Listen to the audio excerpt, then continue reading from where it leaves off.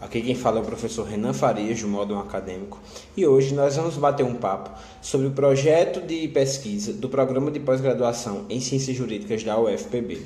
Como nós já falamos anteriormente, a UFPB promoveu uma série de modificações em relação à estrutura do projeto, fugindo daquele modelo tradicional que é cobrado nos programas em todo o país. Isso não implica dizer que o projeto modificou totalmente, não. Apenas que a maioria das estruturas ou foram condensadas em um único elemento ou que um ou outro elemento foi criado e inovado neste formato. Assim, é possível perceber na página 41 do edital da seleção de 2019, a estrutura que a UFPB almeja para a apresentação dos seus candidatos. Então, o primeiro elemento é a capa, obviamente. Convém ressaltar que a UFPB exige que sejam de 5 a 12 laudas, incluindo capa e referências, e é importante que o candidato esteja atento a isso.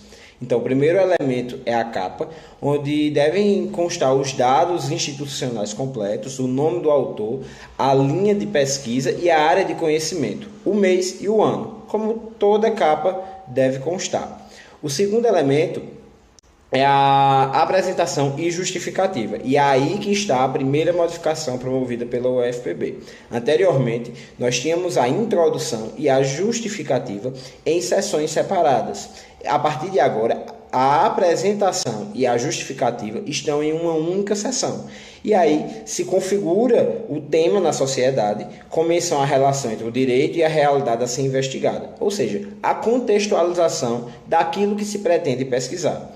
E aí se sinaliza as possíveis inovações em se abordar o tema sobre a ótica da pesquisa acadêmica. Essa parte é justamente a justificativa, porque o seu trabalho ele deve se transformar em uma pesquisa acadêmica. O elemento seguinte é o problema e a problemática. E aí temos mais uma inovação na estrutura do projeto. O problema e a problemática ela pode ser enunciada sobre a forma de perguntas que componham o questionário investigativo, ou pode ser um discurso de natureza teórico ou empírico, buscando atingir os pontos nodais da proposta.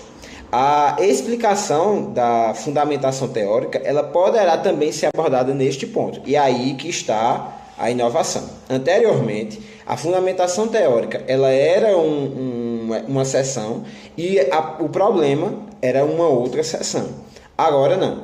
Existe o problema e a problemática, onde se elencam as problemáticas e forma a pergunta-problema. E a fundamentação teórica ela pode ser colocada justamente nessa seção. Então, fiquem atentos em relação a isso, para não haver qualquer confusão.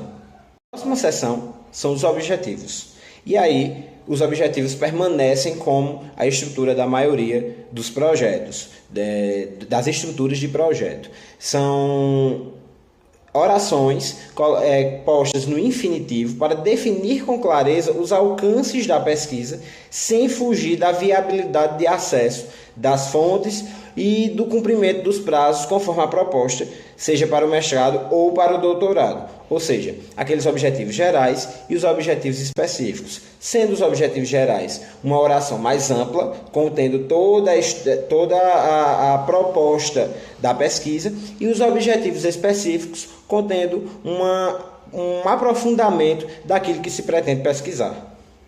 A seção é a metodologia e o plano de trabalho, que nada mais é do que a metodologia e o cronograma dos projetos, dos modelos anteriores. Então, deve-se constar a separação entre as fontes essenciais relativas à problemática que já foi colocada anteriormente e aquelas secundárias, definindo a revisão da literatura e da jurisprudência, se for o caso, se for utilizado. Recomenda-se também sugerir uma estrutura de capítulos preliminar. Então, o programa quer que o candidato ele já tenha uma noção do que vai ser aquela dissertação. O programa não quer mais aventureiros, mas pessoas que estejam comprometidas com a pesquisa. Então, se sugere a colocação de capítulos preliminares, mesmo que isso, porventura, venha a ser modificado dentro do programa, essa estrutura dos capítulos. E essa colocação dos capítulos ela deve ser justificada. Então, deve-se colocar quais são os capítulos que serão pensados e, ao mesmo tempo, a justificativa desses capítulos estarem compondo esta estrutura. E o candidato deve apresentar também as fases gerais de cumprimento, que é justamente o cronograma, de forma que ele vá passando quais são as etapas da pesquisa para a banca e apresentando como vai se dar o formato dessa pesquisa ao longo dos 2 anos. A próxima seção é o quadro normativo. E como o próprio nome já sugere, é a sinalização das normas mais essenciais pertinentes na proposta, na condução da proposta. Então, esse quadro normativo ele vai desenhar as normas que vão abranger a proposta de investigação. Então, é importante que esse quadro normativo ele esteja congruente com a linha de pesquisa que o candidato vai se inscrever. Não dá, em hipótese nenhuma, para se inscrever numa linha X e o quadro normativo dizer respeito a leis e normas Y. Então, deve ter o candidato muito cuidado em relação ao quadro normativo, sob pena de haver aí uma exclusão, uma desclassificação, porque não cumpriu a pertinência temática do quadro normativo com a linha de pesquisa. E não menos importante, vem as referências, que aí vai levar a estrutura de todo o projeto. Deve seguir as normas da ABNT e listar apenas o que fundamentou o projeto.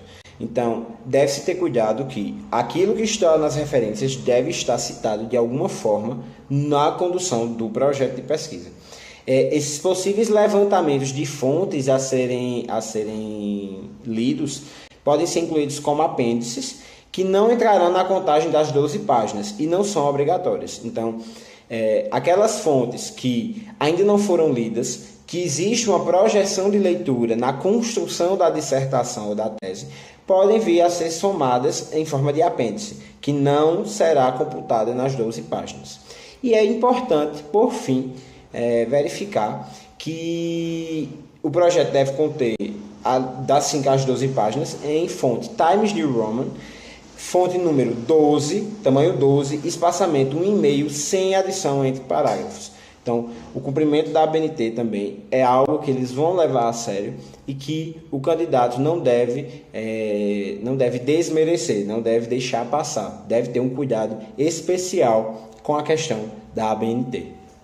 Salientar que o módulo acadêmico possui o programa de análise do plano preliminar de dissertação.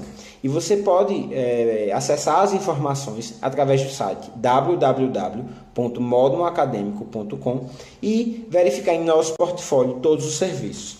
É importantíssimo que o candidato corra em relação a isso, porque nós só temos 1 mês para as inscrições. E no ato da inscrição, o candidato já deve apresentar o projeto. Então, não temos muito tempo, as vagas já estão se encerrando. E se você ainda tem planos e sonhos de concorrer nesta edição do mestrado, não perca seu tempo. O momento é agora. Então, até mais e tchau.